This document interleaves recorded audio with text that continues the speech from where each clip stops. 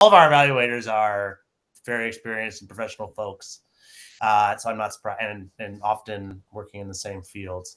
And one of the things that is tough for me is like an entirely online program is you don't always get to. It would be great if you all did get to meet each other. So that was fun for me to get to watch two folks meet. And I am this round in particular. We have right. So outside of the candid folks, I was explaining that we got proposals 5 different ways this round to add up to the 100.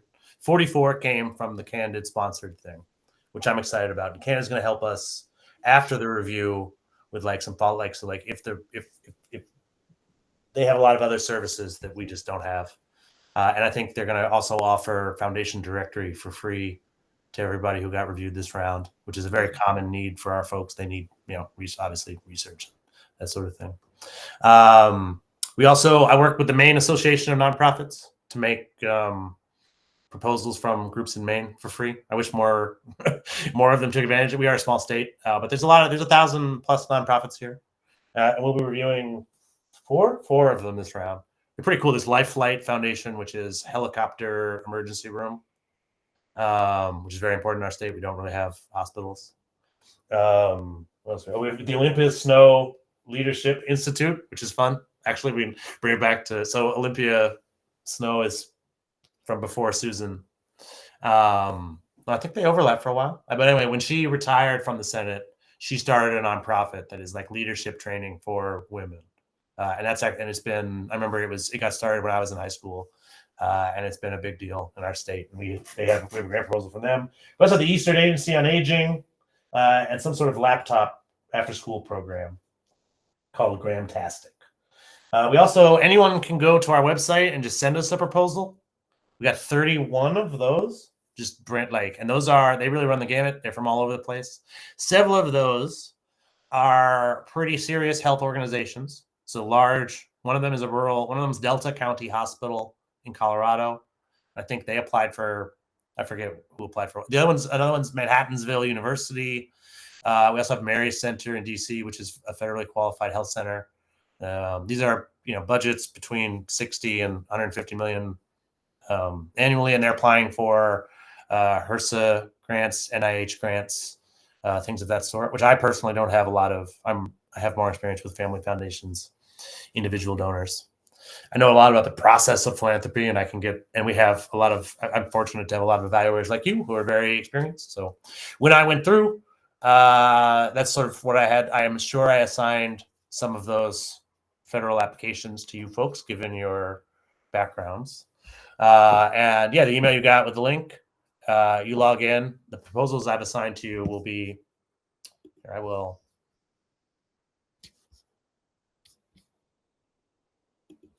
share this tab instead. Here we go. So this is what the main page looks like. I assigned some proposals to myself. This is my favorite. Every round I choose a favorite name. I choose a favorite nonprofit on name alone, right? And this round was 1 Simon, 2 Rubies, and a Hamp. If you want to know what it's about, you'll have to read. You'll have to read their grant proposal. I kind of give it away. The project name here gives it away. Those are the names that were on some tombstones in a historic cemetery, which is actually pretty cool. We don't get a lot of historic preservation stuff typically. And we have some of these. So these are the ones I gave myself, right? Yours, you'll have about 5 here on your assignments. And to review one, you just click on the name, right? This is information that they gave to us when they submitted the proposal. So we asked them for their website. Some of them are better at this than others. I do my best to clean it up sometimes, but they filled out a form and then that form made its way here. I would say give them the benefit of the doubt. And the other thing is that we do currently I can't break it out into paragraphs. So they probably wrote this in a bunch of paragraphs, and our system just takes the text and shows it all to you. So they don't blame them for writing something that looks this big and texty, right?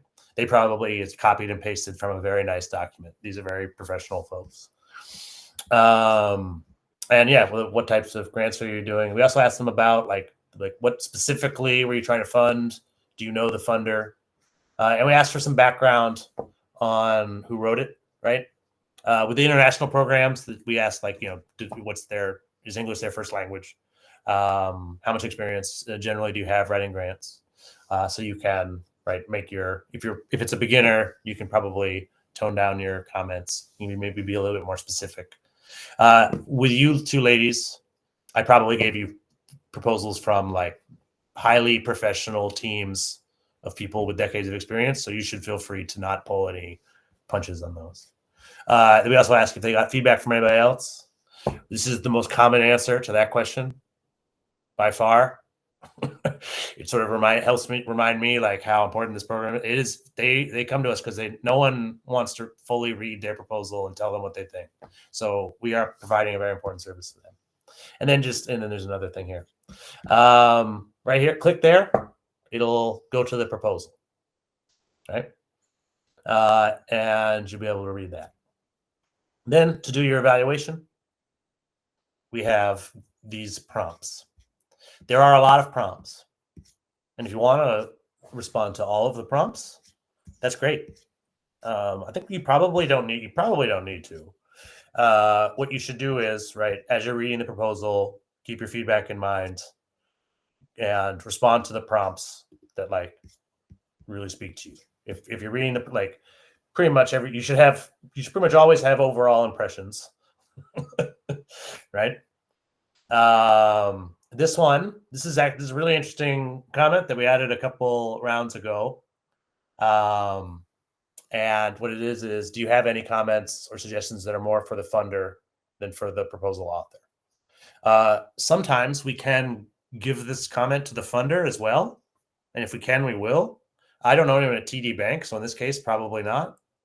But with Candid and some of the other ones, we do have access. We can pass this feedback along, and that's another way our program can actually be pretty helpful. One of our partners this round is Giving Circle in DC, Next Gen Giving Circle, and they've worked with us for several years, and they've been refining their RFP a couple times based on the feedback we give them. So it's just another way that we're able to have impact in philanthropy. But that's cool. Yeah. Again, I don't we will. It's a big place. We get a lot of proposal submissions to them. I think because if you Google grant, I think they get a lot of proposals every year. I'd love to talk to them. We could probably do some reviewing with them. But this is actually really useful for this field is very useful for the author as well. Because if you're reading the proposal and you're thinking, well, this question was worded weird, and they did their best to answer it, but the question was worded weird, right? That's really useful for the author to hear because it confirms to them, yes, it was worded weird. Thank you.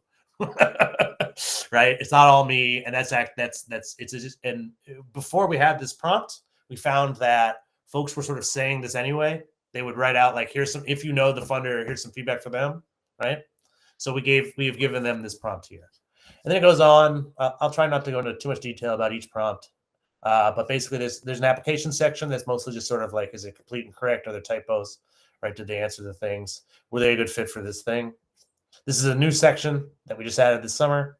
The goals presented in the proposal. Were they clear? Were they measurable?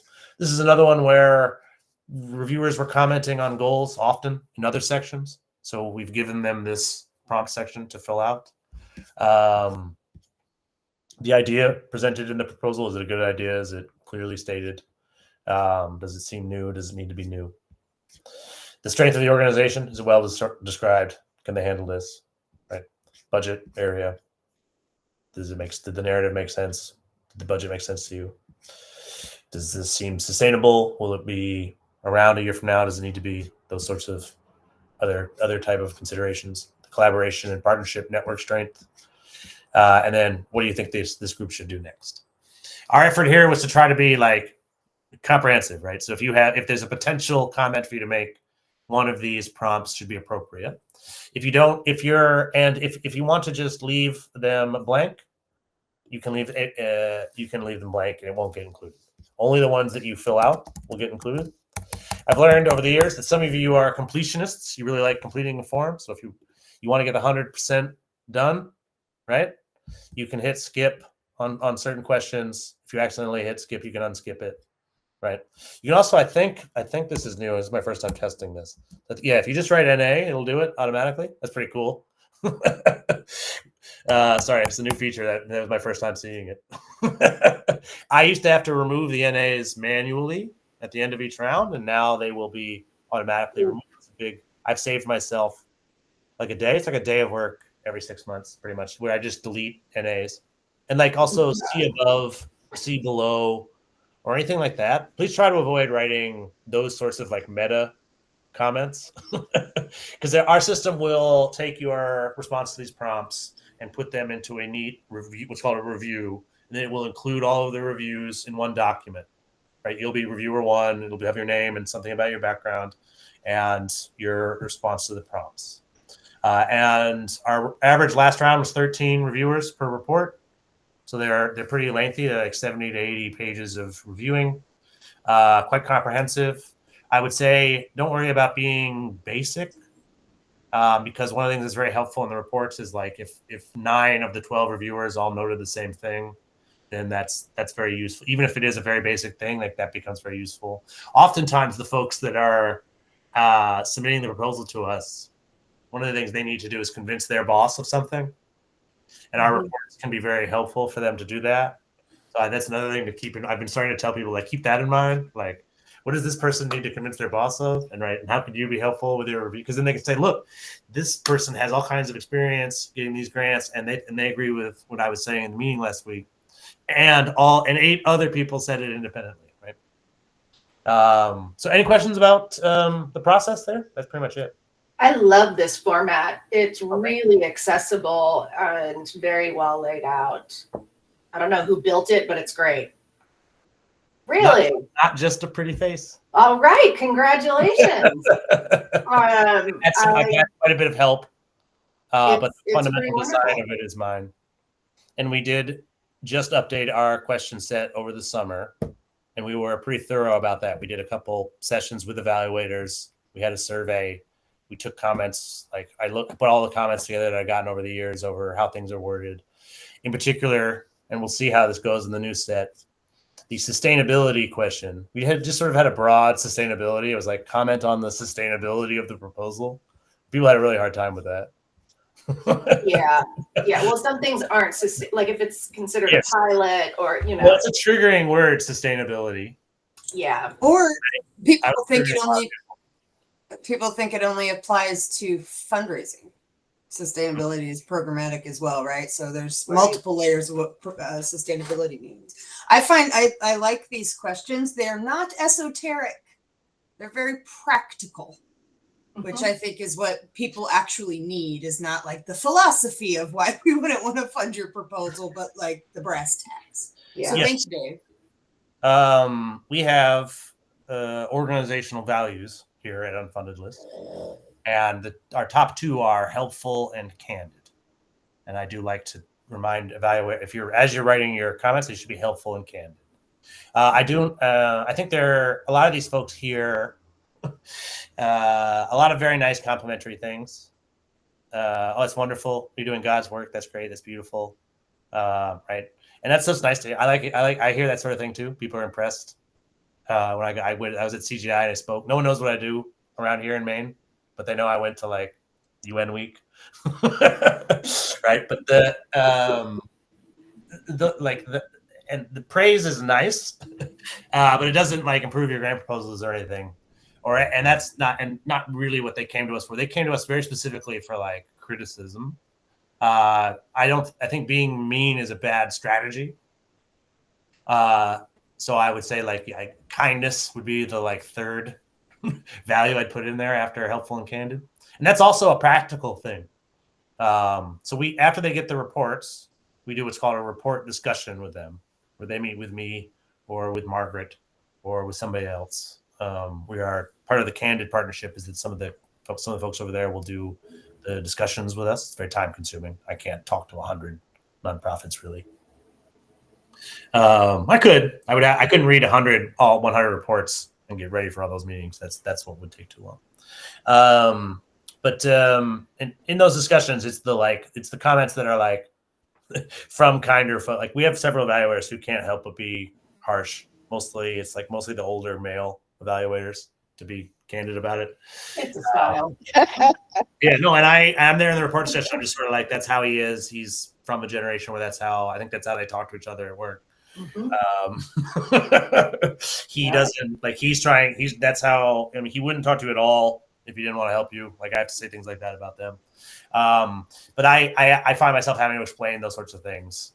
Whereas the more helpful, kind ones, the other kinds of comments that work very well are, particularly if you have personal experience that's similar to what they're doing, describe some of that personal experience. We were doing this at such and such an organization. We tried this tactic and it worked. Another thing I don't think I've mentioned is that we do have these buttons at the bottom.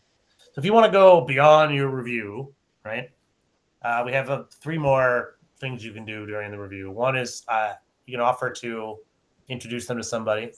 We should rewrite this to be more, the text could be more helpful, but you click introduction offer and you say, I'll introduce you to Steve, right?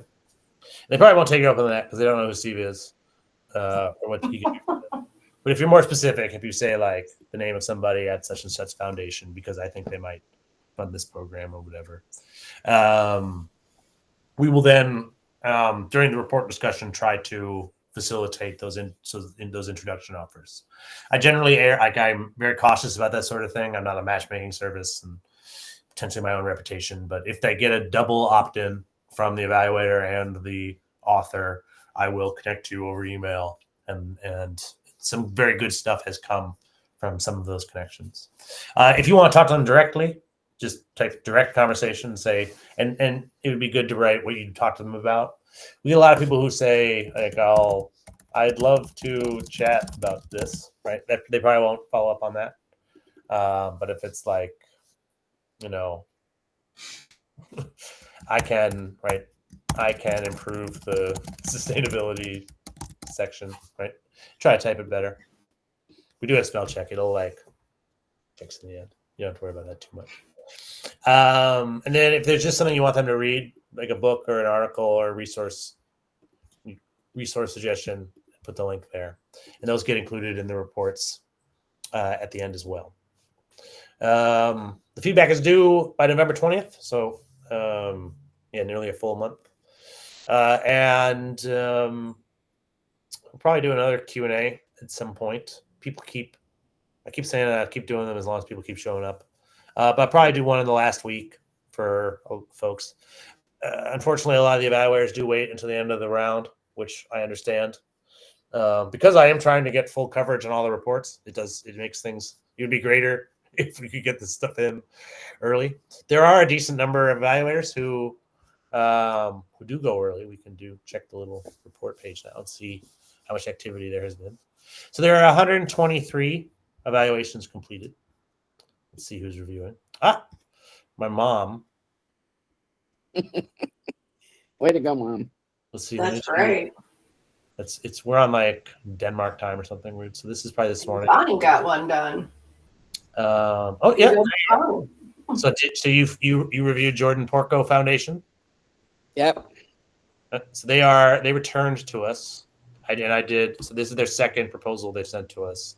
I remember I spoke with Nick last time. Nice guy. Thank you I was just talking about the value of early reviews, so thank you very much for getting that one in early. Very helpful. As you can see, we had 100. So we have 100 total submissions. So 59 of them have at least one review, which makes this. My goal is, I think, 1,000 total this round. I think we're probably on pace for that. It's really hard to say because they do pretty much all come in at the end. We have there are 430 evaluators with assignments. And most of them have reviewed consistently for years. So pretty confident that we will have a lot of feedback to deliver. More is always better. One of the questions that does come up in the Q&As is like, what's too much? The authors want as much as they can get, really. And again, the more you get, the more likely you are to like be able to point out some trends, right? Like all 12 said this, right? Or there's also a lot of value sometimes in So don't be afraid of your fringe positions. There's a lot of value in like only one evaluator said this, but felt very strongly about it. That's actually really important to know because like there could be one person on a review committee somewhere who has that same. If one person has an opinion, in my experience, there's other people out there who have it. And it's good to hear those sorts of things as well. And also just contradictions. Almost every report we put together does have several like directly contradictory things from the different evaluators. And that's actually a big part of why we have to do like the value of the report discussions afterwards, because then we can we can go into the background of each reviewer and sort of try to be like, well, they're saying it because this or that, right? And it is a big part of the challenge for the authors that we're reviewing for, is that they're applying to different programs, and they can write the same proposal to two different programs, and one will fund it and one doesn't, right? So it makes sense that our reviewers would have different responses as well. Generally, most proposals have pretty similar response across the board, even though the evaluators do review independently. Sometimes we get opposite conclusions, but generally we put together nice, tight, solid, practical recommendations for folks. We review for them twice a year. So a lot of these folks, how many? Like 20 of them, I think 20 or so, yeah, have been reviewed by us in the past, possibly last spring or in the last few years. And they've come up with another proposal and to do another discussion with us. And I think that's really helpful because they tend to get gives them even more perspective, gives us more opportunities to weigh in and have some impact on philanthropy. 100 proposals is a large number. This is a very large number of organizations that includes a hospital, a university, dozens of community centers, dozens of very small nonprofits with budgets under $1 million trying to serve their communities the best that they can. They include some extremely savvy and experienced grant writing professionals. And some of them this is the first time they've ever written a grant, right? And this is just a increasingly scaled opportunity to have a small impact in the flow of philanthropy. These proposals, most of them have already been submitted somewhere. Another version of them will be submitted somewhere else. These folks will hopefully listen and take the feedback that you have seriously. I read it as well, so even if they don't, if I ever say anything smart, it's usually because I'm paraphrasing something an evaluator wrote. So thank you very much for that. Does anyone have any questions about unfunded lists or the process or what we're doing this round? Have you thought about when you package up all of the feedback, is adding on like a too long didn't read summary that just kind of shows across the board how many people were in agreement in different sections as a nice snapshot? Because that's easy to take to your boss. There is a section to each report that is the report preparer's comments. So after I've read all the evaluations and removed the NAs and it's fresh in my mind, then I write down my thoughts. Then I polish those thoughts later before sending the reports. Last round I used AI for the first time. I wrote kind of what I was thinking. I wrote the comments myself, but it's and I've read all of these reports. I sort of have to because of how the process works. But then I have the AI read it to remind me of like what was in there. And that can really speed up the flow for me. And that's allowed me to put a lot more depth into the report preparer's comments, which is difficult to say, report preparer's comments. Yeah. But yeah, sometimes I don't have much to say at all in there. I'm like, these reviews speak for themselves. Here's the general trends. I always thank them for sending a proposal, that sort of thing. But yeah, there's one of my worries on that. I don't want to just send a summary of the feedback. One of my worries there is that they would only read the summary. Yeah, which is fair. And I give them the results of my my AI prompt after they come to the report discussion. I do think the AI is a very valuable tool for grant writing, extremely valuable. And I've seen it. The quality of these proposals is quite high in some cases. I was wondering if you have thought about having it be a question for the preparer, like for the submitter. Like, did you use AI to write? We ask about the proposal author, and many of them explain in that section that they used AI. I submitted my own proposal last round, and I used AI like as a research tool when writing the proposal, and I mentioned that when I wrote it. I could be more specific. We could probably be more specific. Yeah, they should. When we ask about the author, I feel like they should probably mention that they use AI in there. I think increasingly, you can sort of assume that at some point someone has used AI. Like it's not going to be a small number. And I think the definition of that, what is used AI? Like we see some proposals where they took the question on the application and just put that in as the prompt and then copied and pasted and didn't do any human. It's just raw output from the machine, right?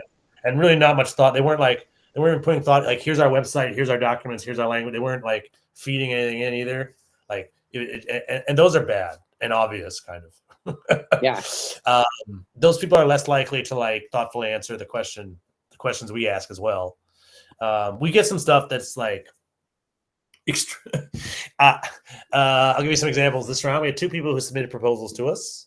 One of them, it's just the link to like the RFP, like the application page for something. And they thought that we were just going to write it for them. And that's what they wrote in the application. They're like, here's the link. Like, please write we've never written a proposal, but please write it for us and submit it there. And they were kind enough to give us the link of where to submit it. Optimistic. So I think they thought that's how we worked. I don't really. Yeah. I gave them a polite. I was like, no, fundamentally, I want to help everyone, but we're a proposal review, so it starts with you sending me a proposal. Somebody else sent us this round. He filled out the form and he said, "I work 2 jobs. I don't have time to write proposals." That's it. That's all. That's like all his application said. There was no attachment. I reviewed an application recently. This is extra, but I hope you enjoy this. I reviewed an application I like this. where the entire application, every response said CLOI. Yeah. What an exceptional application that was. I can see someone. I mean, what I can understand there's frustration behind that. I think that's that person's frustrated and feels that these questions were already in the LOI and that they have to answer them again. I get that. There's a lot of people frustrated by that in philanthropy. And I've talked to most of the country's philanthropy leaders and a lot of the authors, and I have no idea how else we could possibly do it. Like they're going to ask questions, and you're going to have to answer some questions. And if answering some questions and writing some reports is really they make it seem like it's this huge burden on them. Well, and if it is, perhaps you shouldn't be pursuing foundation. Yeah, it's really not that. It's the run more special events. If you're a fundable program doing the correct amount of work to get fund, it's a very good ROI. It's really nothing to complain about. And to think funders are going to fund things without asking some questions and wanting to see some reports. It's just not. I don't like writing my own grant reports. I get it, but it's just this is how this sector communicates, and if you want to be successful in it, I feel that they need to get on board. That is very much my opinion. I realize we do have lots of evaluators that feel there should be a common application, or that funders should do their own research, right? There's lots of other approaches to doing this sort of thing. Fundamentally, that's what all individual donors do, right? They do their own research, and give to causes. That proposals are, democratic. It gives people the opportunity to apply for things. A lot of the stuff we're reading is not really an application, though. It's more like a communicate. Like a lot of these grants are 90% approved, and then this was the communication. They needed a proposal, right? Some of these folks, like the TD Bank one, probably had no previous relationship. Actually, she might have. They have like offices and stuff up here. That was a well connected group, but a lot of them don't. Yeah, we can. So just to show you the full list here, if you want to see all 100, you just hit this little orange button, the main page, and we've got all of them here. You can see it's a very wide variety of funders. It skews towards findable programs, I will say. So I think a lot of these folks aren't like, it's not like they had a really strong relationship with this group and applied. It's I Googled and found them and applied. Like you can see, this is, they applied to NBA Foundation, NBC Universal, Chick-fil-A Foundation, Foot Locker Foundation. This is someone who doesn't like, who did some research, right? And these are all just corporate groups that fund kids, right? And you can just sort of scan that over here. Some of them are a lot more like specific. They give you a lot more background on where they apply. A lot of them are applying. This is pretty common. They're applying to a lot of family foundations in the area, or like this one in particular. This is from Maine, so I know. These are funds at Maine Community Foundation. So they like, this is like one proposal, and then they applied for like, these are all the opportunities. These are all the families in Maine that like that fund aging in Maine. This is a very serious center on aging in the area,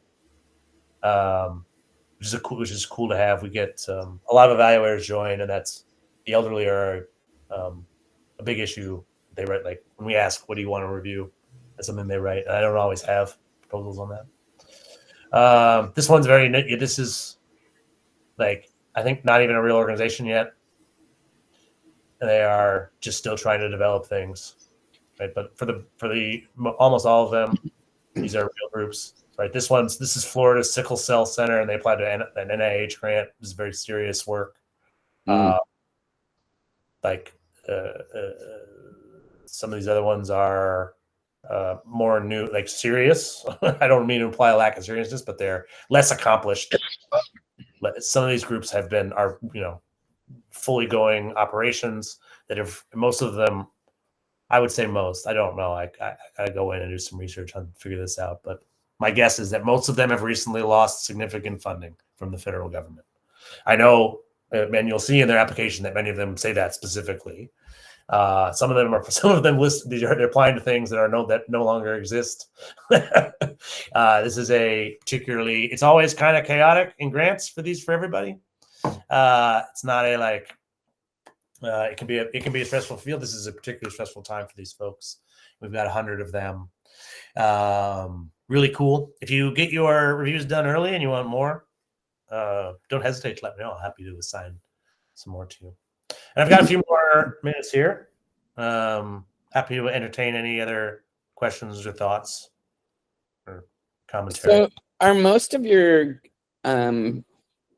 people that are seeking support from the East Coast, or kind of, are you sprinkled throughout the US, or what's your they're from all over the world. Moba Daroon here is from Syria. This one's obviously in Montana. I think a lot of the world's nonprofits are based on the East Coast, so that's probably where a large come from. I live in Maine now. We have a partnership with a Maine group. We were headquartered in DC for a long time, so a lot of groups come from DC because that's where I physically was for when I founded the group, and for a long time after. But yeah, we review proposals from anywhere. This one's from South Africa. This is a U.S. and Somali organization, and some rounds it really depends on the partnerships we have. So we partnered with MIT for their international competition one year. We got like 170 international submissions from like 90 different countries. We worked with ADESO, which is a large Kenyan nonprofit, to do some capacity building for fundraisers in the global South. So we had a lot of that was a really fun program because they paid for me to have translators for the report discussions. So I got to do those. I got to talk to folks, and it took forever. Trying to talk about a grant proposal with a French to English translator takes forever. So I would be like, "How are you still talking? I didn't say that much." But the two languages are very different apparently when it comes to philanthropy. Like they just sort of talk about it that was a fairly interesting partnership for me, and it gave me the chance to talk to folks in all over Latin America and Africa, and to be able to communicate with them in their native language, right? So that was really interesting because it's hard to apply for a grant when if you live in Des Moines and you apply to Ball Brothers Foundation, like that's hard enough, right? But they live and work in the same community as you. You speak you speak the same language fundamentally, but like the same regional dialect even, right? And you have the same sort of experiences. And when you're trying to apply from thousands of miles away in your sixth language to a place you've never been to that you don't fully understand, but you understand your issue, like you can be really impactful on those international ones. We still have some international. We have like 12, maybe a dozen or more submissions from outside the U.S. We have one from Canada and one from Mexico, Kenya, Uganda, Rwanda, Cameroon. I think there's one in Cambodia this round, actually. Worldwide Healing Hands. They're based in Cambodia. They've sent us. I thought I recognized that. All right, I'll poach that one for me. If I didn't assign it to you, then that was a miss on my part. The geographic assignments are some of the most obvious ones. Yeah, Cambodia. They work in a bunch of different places. Cambodia is one. India and Cambodia and Laos. Yeah. Yeah, I know this group. It's great that they're connected to your service. So yeah, this is their second or third possibly proposal they sent to us. And it's rural health, women's health, or just women in general, or just health in general, or just rural in general. Those are probably the top issues that the evaluators come to us with that they want to review. Mm-hmm. And that is also like most of what we get in terms of proposals as well. I personally like the outside the box stuff. I was really excited about One Simon, Two Rubies, and a Hamp. That is a great title. And actually, Red Horse Center is actually that's like our fourth horse nonprofit. So Red Horse is my client. Oh, really? Yeah, one of my clients, and yes, they do. And I think, in fact, I asked them to consider doing this. So yeah, they did. I think yeah. So when they applied, they wrote that you told them to. So thank you. That's cute. Yeah, they're